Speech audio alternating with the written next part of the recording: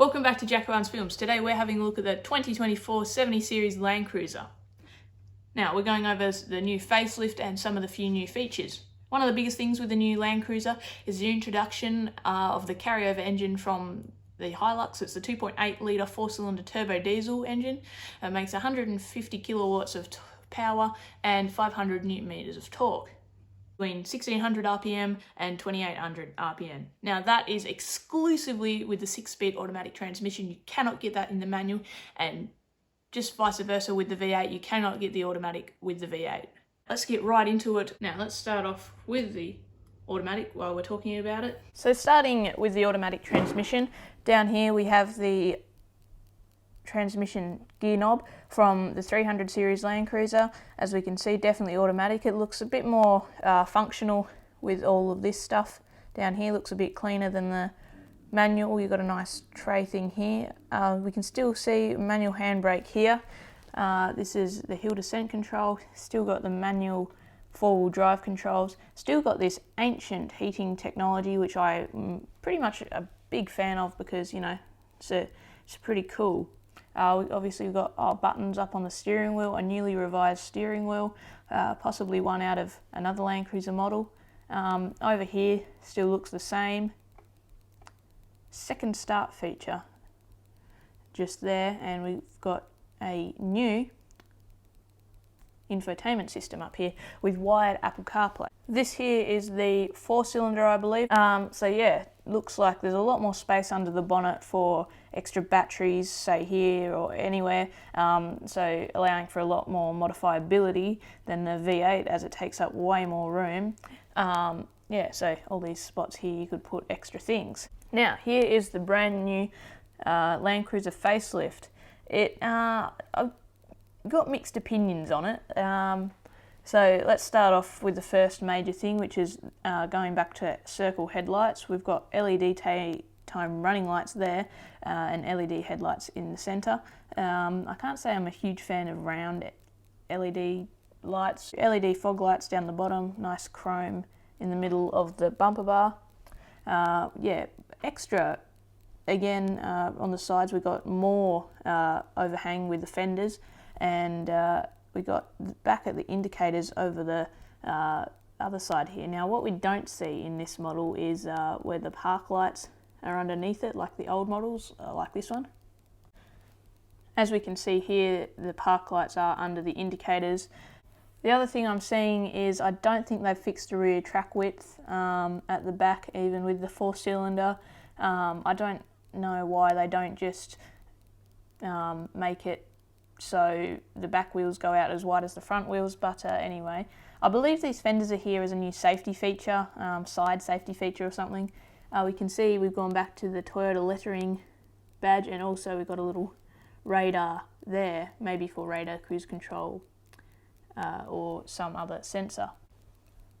One thing I'm not a fan of is the big lift up bonnet, especially on the front here. It kind of doesn't look like the other 70 series. You'll see on the older ones that the bonnet kind of sweeps down on an angle like that. What I am seeing here is new wheels. These haven't been seen before that I have seen. I think it's got a GVM upgrade as well. The suspension, fuel tanks all back here. It's pretty much standard from, it's pretty much the same from about this side is pretty much all the same. Yeah, so it's all this side where all the new technology is. Now having a look at the wagon, we can see here that they've actually taken out this little segment, which used to be a light. This is an overseas model for the Japanese market. We can see that we also have some funky new wheels, which I really like. We've got some new mirrors by the look of it, and I'm not sure what is that. Again, all the same with the extra little fender bit here, and we've also got a new what do you even call that, cover for your spare wheel. Now yeah, all your tail lights are down here on the new model, which is a bit strange. I thought you'd make use of that, but anyway, each to their own. In the cab we have a new 6.7 inch touchscreen display with wired Android Auto and Apple CarPlay. This is with the automatic, so we've got some sort of cup holder down here, little coin tray down here, sticking with the other handbrake. We've got some connectivity here, looks like USB-C and a 12-volt outlet there. We still got diff lock down here, and yeah, new steering wheel. Having a look at the new steering wheel, it looks to me as if it's from the 300 series maybe. Here we have a snorkel. This is fitted to all models. The 4-cylinder turbo diesel will be offered across the entire single cab, double cab, troop carrier and wagon ranges, while the V8 will be continued to be offered in every variant but the workmate wagon. If you're getting the workmate wagon, you have to get the 4-cylinder.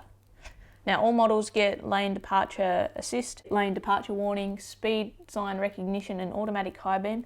This follows the standardisation of autonomous emergency braking with pedestrian and cycle detection across the range for 2023. Okay, so there'll be further pricing and specification updates closer to the vehicle's launch, which will be later in 2023, so the fourth quarter. The latest update follows one in late 2022 that brought standard AEB with pedestrian and cyclist detection, as well as a GVM upgrade, and it is now classified from that GVM upgrade as a medium duty. And the sidestep strict new Australian design rules about side impact protection, which I'm sure this is what what those fenders are about. By the looks here, we still have manually adjusted mirrors. You might get on the wagon, you may get electrically adjusted ones. We've got the metal side steps down here, which is nice. Good not to have cheap plastic ones, like the plastic front bumper up here. And the plastic fenders, they're just going to get scratched, dented and more than likely ripped off in off-roading.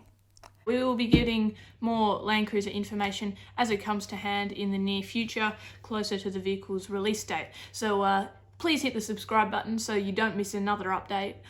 We will be going through the specifications closer to the date. So yeah, thank you very much for watching.